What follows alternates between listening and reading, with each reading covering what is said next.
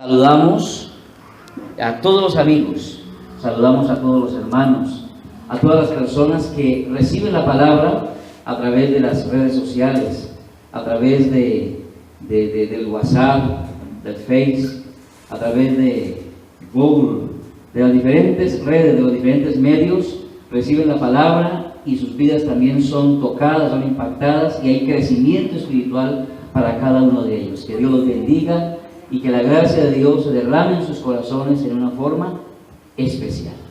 Hoy vamos a continuar con esta serie de Adorando a Dios con el entendimiento basado en los nombres de Dios. Y quiero invitarlos a abrir la palabra en el libro de los Salmos, capítulo 90. Salmos, capítulo 90. Y vamos a leer allí como base para la palabra en esta mañana.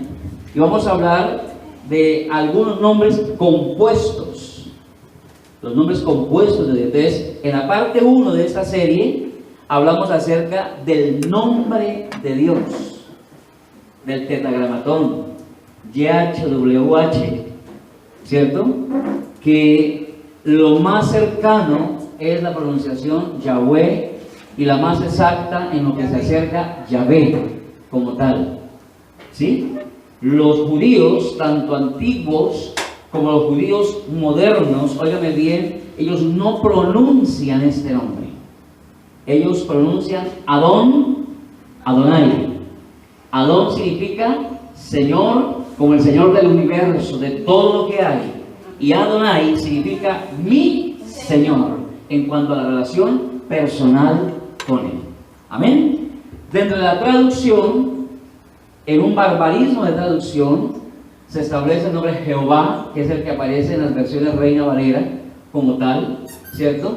Pero recuerde que cuando Moisés preguntó el nombre, óigame bien, y Dios se revela como yo soy, el que soy, yo soy, no estaba hablando tanto de que me van a decir Jehová, Yahvé, Yahvé, Yahweh, sino la esencia de su carácter. La esencia de su carácter como tal. Amén. Amén. Gloria a Dios. Eso es muy importante tenerlo en cuenta. Entonces, después miramos los nombres sencillos, por así decirlo, que fue El, Eloá, Elohim, que hablan también de esa esencia del carácter de Dios como su poder, su grandeza. Entonces, el tetragramatón YHWH habla de la relación de Dios con el hombre en la historia, cumpliendo sus planes, cumpliendo sus propósitos como el Dios eterno, como el Dios inmutable, es decir, que no cambia. Que así como estuvo con Abraham y fue con Abraham, igualmente está con usted, conmigo, y sigue siendo el mismo para la gloria de su nombre. Amén. Mientras que Él, Eloá, Elohim, habla de su grandeza y su poder. Y por eso en Génesis 1:1 dice, en el principio creó Dios los cielos y la tierra. Cuando dice creó los cielos y la tierra, se está hablando de esa grandeza, de ese poder para hacer las cosas. No había nada y de la nada lo hizo todo, porque Él es el Todopoderoso. Gloria a Dios. Amén. Hoy vamos a mirar, vamos a tratar que el tiempo nos alcance, de los nombres compuestos de Dios. Recuerde que la palabra El, la palabra Elohim, también era aplicada a ¿quiénes? El y Elohim era aplicada a ¿quiénes? A los dioses paganos. Y por eso Él aparece acompañado de otra palabra para referirse al único Dios verdadero como tal. Entonces, eso es lo que vamos a mirar hoy a la luz de la palabra. Entonces, seguimos adelante con este estudio acerca de los nombres de Dios. Y en cada uno de los nombres podemos encontrar la revelación progresiva de Dios y de su carácter con los atributos exclusivos de su deidad y también los atributos compartidos con sus hijos. Por ejemplo, Dios es santo y Él comparte ese atributo con sus hijos cuando dice, sean santos porque yo soy santo. La Biblia nos invita a ser justos, ¿por qué? Porque Él es justo. Entonces, hay atributos que Él comparte con sus hijos, como tal. Como hay atributos que son únicos de Él, como por ejemplo su omnipotencia, su omnisciencia, su omnipresencia, son de Él. Lo vamos a ver ahora, el Dios eterno como tal, en el sentido absoluto, solo Dios es eterno como tal. Entonces, hay atributos que son únicos y exclusivos de Dios, como hay algunos atributos que son compartidos con sus hijos. Gloria a Dios. Entonces, vamos a mirar el primer nombre compuesto, dijimos, y es el Olam. Él es el Olam. Pero mire que esto es tremendo. Cuando uno se va al estudio de la parte etimológica de la palabra, se encuentra con algunas cosas bien interesantes en cuanto a la palabra el Olam. Vamos a leer Génesis, libro de Génesis, capítulo 21, verso 33. Génesis 21, 33 dice: y plantó Abraham un árbol tamarisco en Beerseba, e invocó allí el nombre de Jehová, Dios eterno. Dios eterno. Entonces, óigame bien, en el hebreo, Olam significa por mucho tiempo, por todo el tiempo. En el hebreo original significa por mucho tiempo, por todo el tiempo. Y en el griego, aion y aionios significa que dura edades, para siempre, por los siglos, eterno. El significado de la palabra en el griego también, porque es muy importante, porque recuerde que la escritura se escribió en hebreo, arameo y en griego. ¿Ok? Entonces, en el griego, aion es el verbo, aionios es el sustantivo, y significa que dura edades, para siempre, por los siglos, eterno. Ahora, término bíblico, Olam, es un término bíblico que denota un periodo de larga duración. Esa palabra Olam se aplica también a lo que nosotros llamamos en la teología las dispensaciones, que fueron largos o cortos o algunas veces breves periodos de tiempo como tal, ¿cierto? Entonces implica, la palabra Olam siempre está relacionada con tiempo, siempre. Entonces ese término denota un periodo de larga duración, siempre en un sentido relativo con respecto a la naturaleza de las circunstancias o condiciones descritas por la expresión. Y ahorita vamos a ir entendiendo más este término, porque es muy importante. Óigame, ni Olam ni aionios por sí mismas implican un tiempo sin principio ni fin, como sugiere la palabra española eterno o sempiterno. O sea, que la palabra Olam en el hebreo y la palabra aionios en el griego, por sí mismas, o sea, solas por sí mismas, no implican un tiempo sin principio ni fin. Porque hablamos que tiene que ver también, se tiene en cuenta la naturaleza de las circunstancias o condiciones descritas por la expresión. Es decir, el contexto donde se da la palabra. Nos corresponde a nosotros, como estudiantes de la Biblia, poder discernir el texto y dar la interpretación correcta de acuerdo al contexto donde se encuentra la palabra Olam o aionios en el griego. ¿Ok? Vamos agarrando la idea entonces. Entonces, por cuanto el significado de estas palabras depende de la naturaleza del objeto al que se aplican, el lapso así designado puede no tener principio ni fin, o un principio sin fin, o un principio y un fin. Por lo tanto, perpetuo podría ser una traducción mejor para el Olam. Perpetuo. Ahora, esto es un estudio bíblico como tal, ¿ok? Podría ser. Seguimos. Entonces, Olam, hablando en el hebreo, indica un tiempo de duración indefinida cuyos límites son desconocidos o no especificados.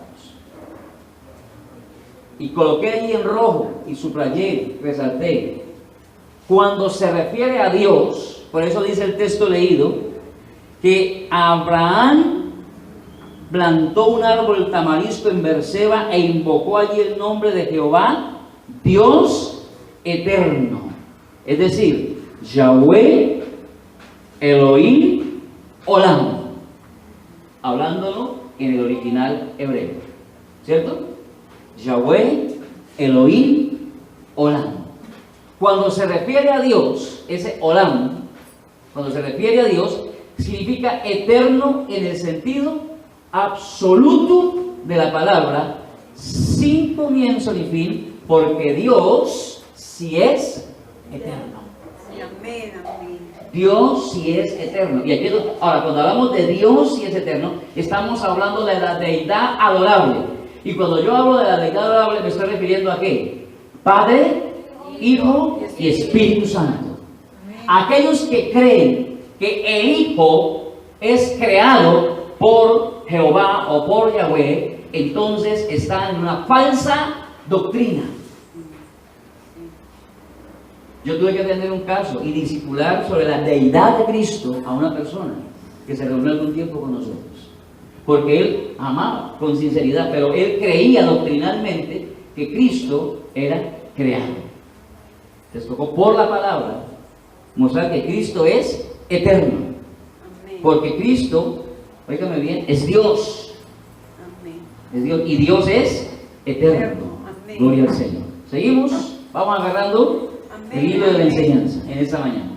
Entonces, cuando se usa, hablando de Olam o Aionius, cuando se usa para la vida de los redimidos, indica un tiempo con comienzo, pero sin fin.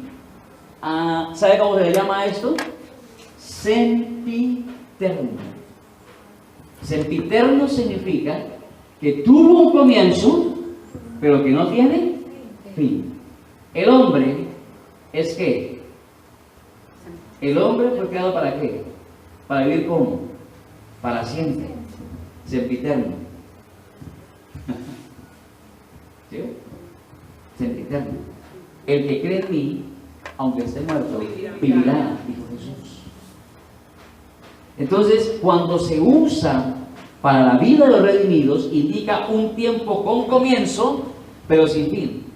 El resultado del otorgamiento de la inmortalidad. Daniel capítulo 12, veamos Daniel capítulo 12, y ahí encontramos algo interesante al respecto. Libro de Daniel, capítulo 12, verso 2, dice la palabra: y muchos de los que duermen en el polvo de la tierra serán despertados, unos para vida eterna y otros para vergüenza y confusión perpetua. Le habla de la eternidad y de la inmortalidad como tal.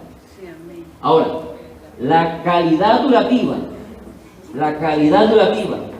indefinida, pero sin embargo finita de Olam, es claramente evidente de Éxodo 21:6.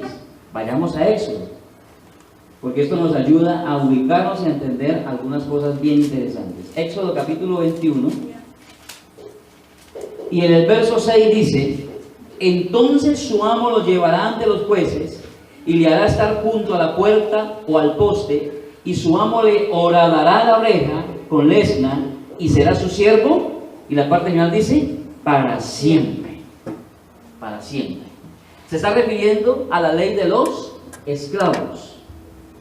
Había servido 6 años. Al 6.º año entonces había la oportunidad de que el esclavo quedara libre. Pero si el esclavo amaba a su amo y quería seguir siendo esclavo en esa casa, entonces el amo lo llevaba ante los jueces y colocaban la oreja del esclavo allá en el posta de la pared y abrían un hueco y le colocaban un zarcillo que indicaba que él voluntariamente se hacía esclavo por siempre. Y esa palabra por siempre nota un periodo de tiempo como tal. Entonces, Y viene la explicación. Aquí se especifica que un esclavo que ha servido a su amo por 6 años, pero que al fin de ese periodo elige voluntariamente unirse a su amo para de allí en adelante servirlo a perpetuidad. Esa perpetuidad pues tiene un fin, que es cuando el esclavo muera, pero es por el resto de su vida, hasta que muera. A perpetuidad puede hacerlo. Ahora, evidentemente aquí Olam tiene principio y tiene fin, pero se da un periodo de tiempo. Se especifica el principio y el fin de su servicio se supone que terminará con la muerte del esclavo. ¿Vamos bien? Sí, amén. ¿Cuántos aquí son esclavos? ¿Cuántos aquí son esclavos? ¿Somos esclavos de quién? De Cristo. Un día decidimos espiritualmente horadar nuestra oreja y voluntariamente decidimos ser esclavos. Cuando Pablo dice, yo Pablo, apóstol de Jesús, apóstol de Dios y siervo de Jesucristo, ese siervo en el griego es doulos o juperetes, que es un esclavo subordinado voluntariamente, que renuncia a todos sus derechos. Amén. El que es esclavo de Cristo no pelea por sus derechos. Que lo insultaron, usted es esclavo de Cristo. Que lo echaron del trabajo, usted es esclavo de Cristo. Amén, aleluya. Ay, Dios mío. Pero sigamos por ahí con los nombres de Dios, porque no estamos por ahí lados. Entonces, en vista, y aquí viene algo interesante, porque Dios es sabio, y como Dios inspiró la Escritura, porque creemos a lo que la Biblia dice que toda Escritura es inspirada por Dios y útil, toda la Escritura. Sí, amén. Cuando se dijo esta palabra en 2 de Timoteo 3:16, en ese momento de la historia, cuando dice toda la Escritura es inspirada por Dios, se está refiriendo a las Escrituras del Antiguo Testamento, porque el Nuevo Testamento todavía no estaba. Pero por el Espíritu de Dios, sabiendo que Él inspiró toda la Biblia, tanto el Antiguo como el Nuevo, en esa palabra, nosotros, la Iglesia, creemos que el Nuevo Testamento también fue inspirado por Dios. Amén. ¿Amén? ¿Estamos de acuerdo? Amén. Sigamos entonces.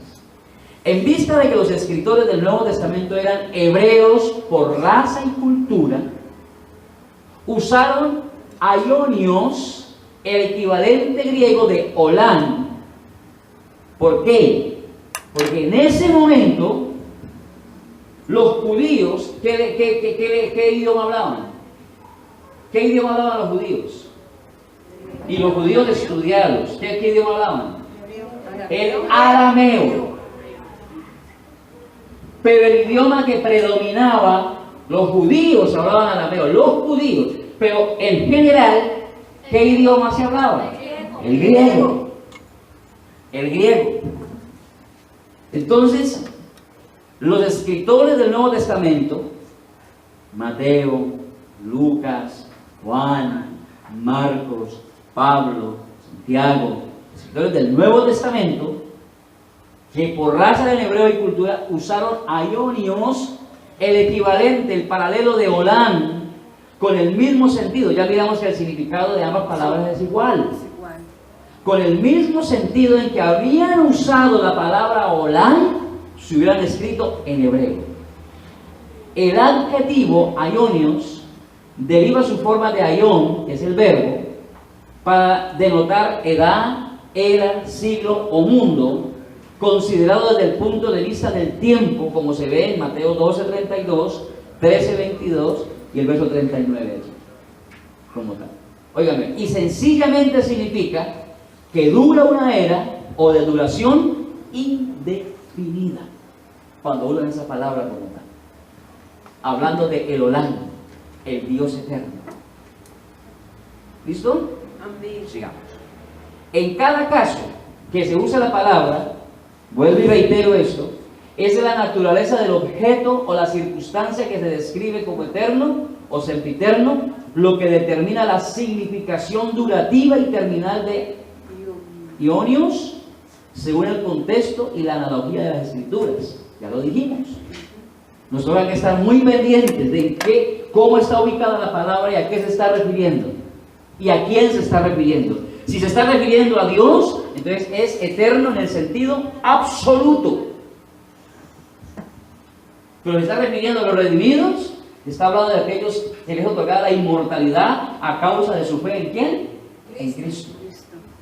Entonces los redimidos no mueren, ellos duermen esperando el día que suene la trompeta. ¿Cuánto esperan ese día? Amén. Por lo tanto, el concepto popular de eterno, como traducción de Olán y Aionios, no siempre es así. Hay que ubicarse en el contexto.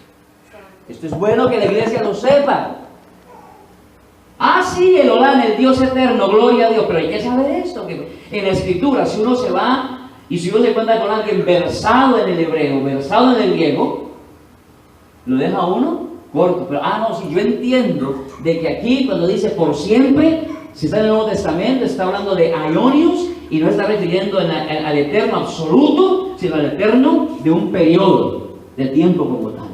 Eso me ayuda a mí a ubicarme y a poder presentar defensa de mi fe, óigame bien, con sabiduría y con conocimiento bajo la gracia de Dios. Amén. Por eso la Biblia dice que tenemos que crecer en la gracia, pero también en el conocimiento. Amén. Amén. Entonces, es muy importante considerar, como ya dijimos, el contexto y la naturaleza del objeto al cual se aplica. ¿Listo? Miremos la aplicación de Elodán. La aplicación. Entonces, Él es el principio y fin. Y siendo el principio y el fin, el que lleva a cabo sus propósitos a través de las edades. Entonces mire que esto llega ya y se combina, se hace la trenza con Yahweh, que es inmutable. Y por ser inmutable, por ser eterno, es el único que puede llevar a cabo sus propósitos a través de las edades. Pueden morir las personas, óigame bien, la generación que salió de Egipto murió en el desierto, pero con la que se levantó se cumplió el plan de Dios de entrar a la tierra prometida. Gloria a Dios. Aleluya. Los nombres están ligados, porque es el carácter de Dios el que se está revelando como tal. El que se está revelando. Entonces, Él es principio y fin, el que lleva a cabo sus propósitos a través de las edades.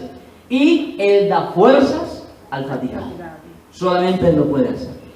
Las referencias bíblicas, ya leímos Génesis 21:33, ya leímos el Salmo 91 como base para la enseñanza. Ahora leamos Isaías 40:28.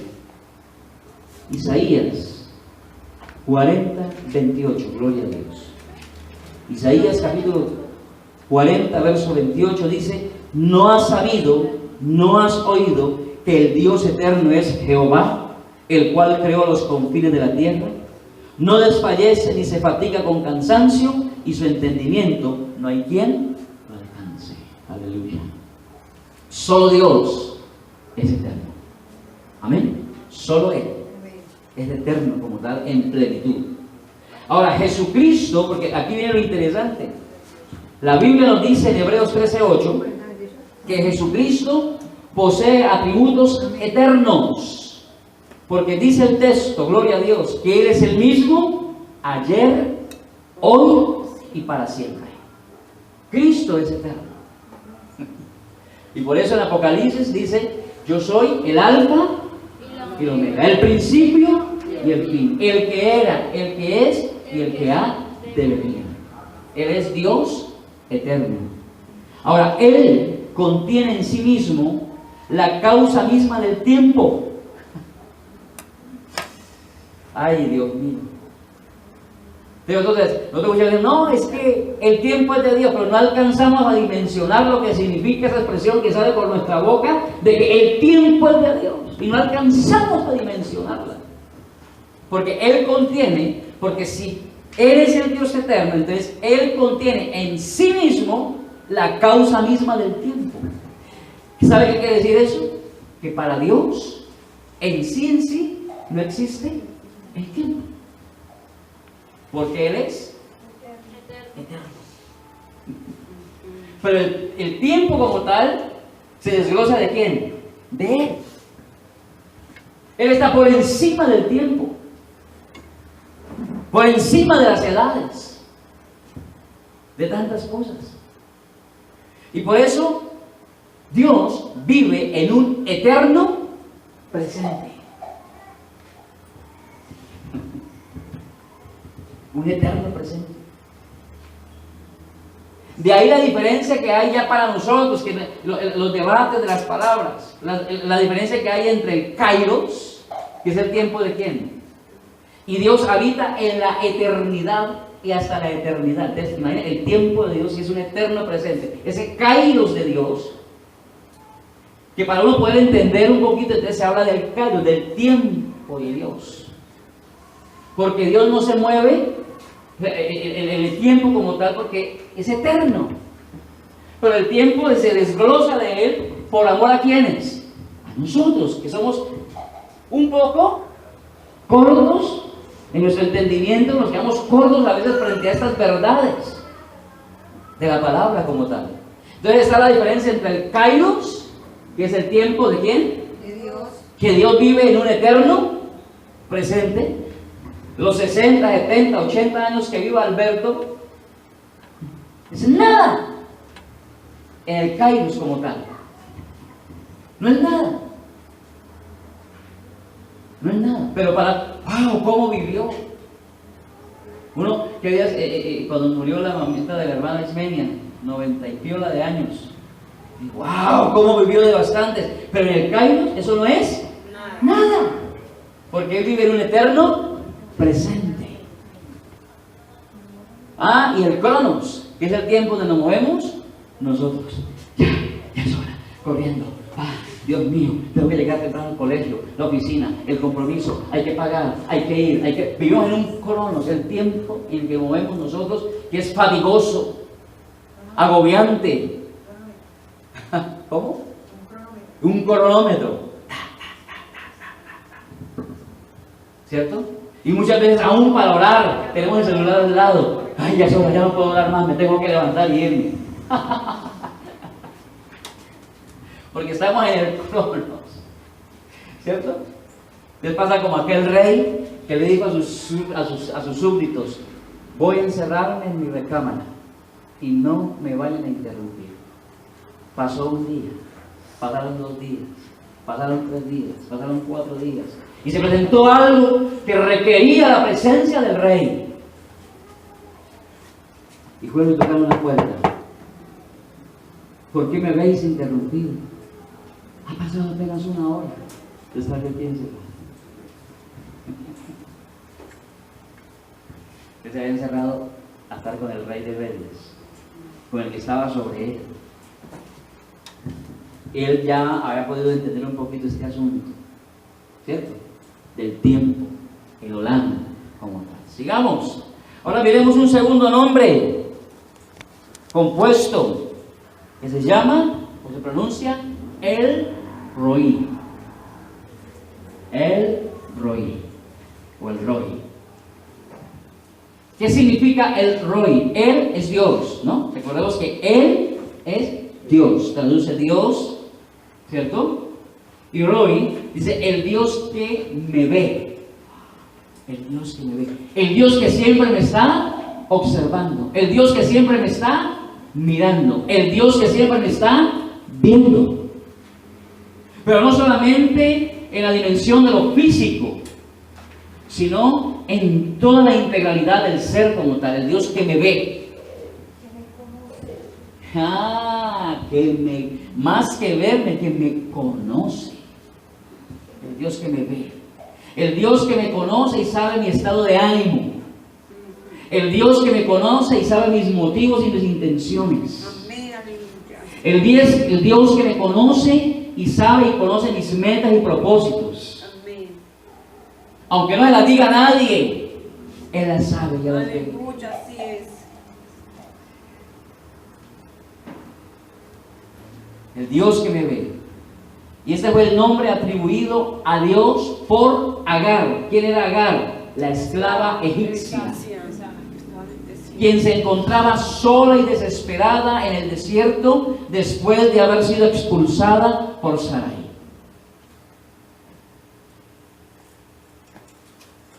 Y eso aparece en Génesis capítulo 16, verso 1 al 14.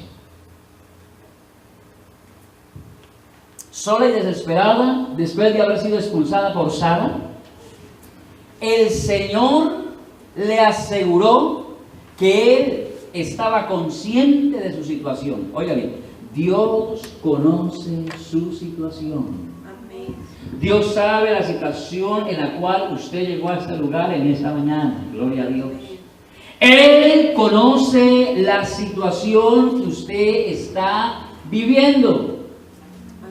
El dolor que está sintiendo, la tristeza, la aflicción, Él la conoce, el Dios que me ve.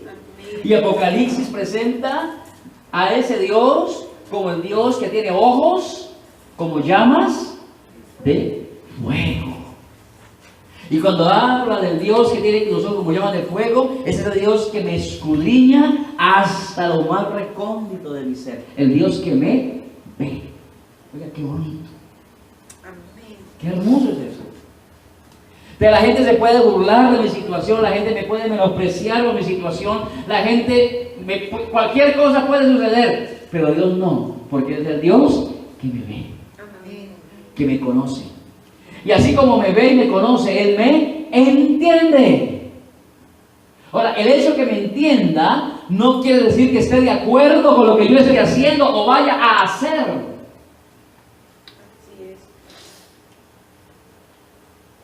Eso es muy importante tenerlo en cuenta. Entonces el Señor le aseguró que Él estaba consciente de su situación y le dijo a Agar que haría de su hijo que iba a nacer, es decir, Ismael, una gran nación. Una gran nación. Y si no estoy mal, es allí donde se habla de que saldrían 12 reyes de Ismael. ¿A quién se refiere eso? ¿A qué? Hoy en día, ¿quiénes son los descendientes de Ismael? Son los Árabes. Oigan lo que le voy a decir. Pregunto, ¿benditos o malditos por Dios? Tengamos cuidado al orar por estas personas que hacen cosas tan desgarradoras y tan terribles.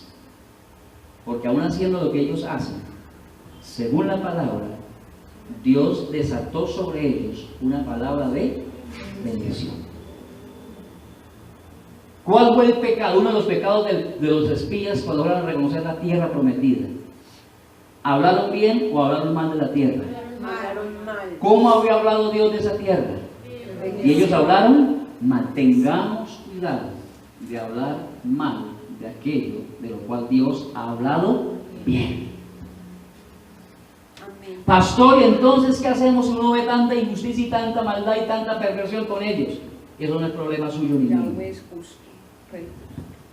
Dios es justo, Rey justo y bueno, y en su tiempo Él dará la retribución debida a sus obras y a sus maldades. Él. Pastor, ¿y entonces qué? Ore por ellos, por la salvación de ellos. Ore para que ellos conozcan a Jesucristo, el Hijo de Dios, a través del cual, y solo a través del cual, hay salvación. ¿Cuántos pueden decir amén?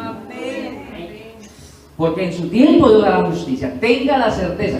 En el tiempo, más adelante veremos uno de los nombres compuestos de Yahweh Sidkenu, o Jehová Sidkenu, que significa el Señor o Dios, justicia nuestra.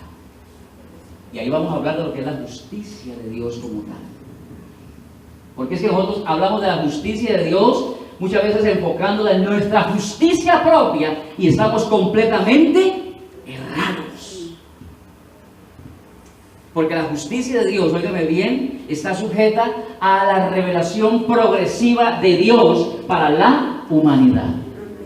No fue la misma justicia que operó de Dios con los antediluvianos que la misma justicia que operó con los del desierto. No fue la misma. Porque los antediluvianos no conocían a Dios como el Dios que abría el mar y los hacía pasar por tierra seca. Que la justicia opera también de acuerdo al conocimiento que hay de Dios. Porque Dios es justo y la justicia de Dios la justicia de Dios Él la administra de acuerdo a su carácter justo. Sí, amén. Por eso es que muchas veces no vemos que sucedan cosas en las personas por las cuales oramos, llenos de motivos y tantas cosas, porque Dios es justo y Él no va a hacer mis caprichos, sino su justicia. Amén. Volvamos al Roí. Entonces Dios se manifestó ahí. Y cuando Agar se encontró con el ángel del Señor, ella se dio cuenta que había visto a Dios mismo en una teofanía. Porque recuerden que existen las teofanías. Estamos hablando de asuntos teológicos. La revelación de Dios como tal, como el ángel. Pero también Dios aparece en las zoofanías. Pastor, ¿eso qué es? Una herejía. No. El que habita al abrigo del Altísimo morará bajo la sombra del Omnipotente. Y da la figura de un ave, las alas del Altísimo. Un ave, como tal. Te da las zoofanías. El Roí, también consideró que el Roí la vio a ella en su aflicción y testificó que Él era Dios que vive y lo ve todo. Dios vio cuando Sara le dijo a Abraham: acuéstate con la sierva para que me des el hijo de la promesa. Dios vio que se propició un asunto allí. Y Dios vio lo que pasó cuando la sierva estaba embarazada y empezó a mirar con los ojos rasgados ¿a quién? A Sara. Y Sara se sintió mal. Y Dios le dice a Abraham: no temas, haz lo que Sara te está diciendo. Analice. Cuando Sara le dijo que se acostara con la sierva, Dios no apareció. Le dio libertad de tomar decisiones. Hay momentos que Dios le da a usted y me da a mí libertad de tomar decisiones. Pero hay si no las tomamos con sabiduría y en el temor de Dios. Porque Dios es justo. Abraham, cuando hubo hambre en la tierra, tomó la decisión de irse para Egipto y regresó siendo deportado, lo que hoy se llama deportado. Y tuvo que mentir muchas cosas allá también. Pero cuando Isaac pasó por la misma experiencia de que hubo hambre, Isaac va a hacer lo mismo y Dios se le aparece: no, señor, su papá hizo así, pero usted va a hacer así. Pero hay momentos en que Dios actúa con cada persona de forma diferente.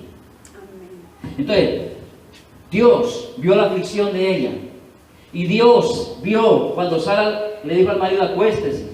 Dios vio cuando ella se empezó a mirar a la ama. Sí, había una promesa de Dios que era un hijo que vendría, la línea mesiánica como tal.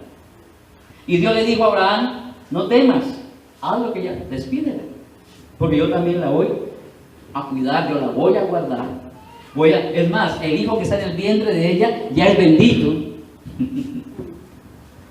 Cuando usted lee el texto de Génesis 16, usted encuentra la historia bien bonita allí. El Roí no es un Dios lejano ni distante, sino uno que ve las necesidades de su pueblo. Él está viendo su necesidad hoy. ¿Cuánto lo creen? Amén. Escucha nuestras oraciones. ¿Cuánto lo creen? Porque Él no es distante. Y viene a socorrernos en momentos de dificultad. Pacientemente esperé a Jehová y Él se inclinó hacia mí, oyó mi oración, me hizo sacar del lodo cenagoso, del pozo de la desesperación, puso mis pies sobre peña, enderezó mis pasos, puso luego cántico nuevo en mi boca. Aleluya. Amén. Amén. El Dios que me ve, el Dios que me conoce, el Dios que me entiende. Y muchas veces cuando usted le dice a alguna persona: es que usted no me entiende, usted está diciendo una gran verdad, porque el único que lo entiende en ese momento se llama Jehová de los ejércitos. Alabado sea el nombre de Jesús. Aleluya. Ninguna otra persona lo va a entender, le va a comprender, solo Él. Y por eso cantamos a veces, ¿a quién iré en necesidad? ¿A quién iré en busca de paz? ¿Y quién podrá mi vida saciar de verdad? Solo Él. Amén. Por eso Jesús sigue diciendo, vengan amigos que están trabajados y cargados y yo os haré descansar. Aleluya. Solo Él lo puede hacer. Porque Él me ve, Él me conoce, Él me entiende. Y es el único que puede tomarme en sus brazos, óigame bien, y llevarme a su regazo y consolar mi corazón. Alabado sea el nombre de Jesús. La aplicación en este nombre, el Roy. No existe, oiga bien a esto, mi hermano, llévese esa palabra en esa mañana. No existe ninguna circunstancia de nuestra vida que escape de su conocimiento y cuidado paternal, porque Él es mi papá. Él es mi papá. Pastor, pero es que si usted supiera lo que yo hice, Él es mi papá. Y Él me lleva a su regazo, pero también, si es necesario, Él me azota. Porque al que Él recibe por hijo, dice la Biblia, que Él lo azota. Pero ese azote es el azote de un Padre amoroso, que me ama y que quiere lo mejor para mí. Bendito sea el nombre de Jesús. Amén. No existe ninguna circunstancia de nuestra vida que escape de su conocimiento y cuidado paternal. Dios nos conoce a nosotros y Dios conoce bien nuestros problemas. Amén. Amén. Y ya aparecen las referencias bíblicas, ya hemos considerado Génesis. Leamos el Salmo 139, del 7 al 12. Salmos, capítulo 139, versos 7 al 12. Este es un salmo que me gusta muchísimo.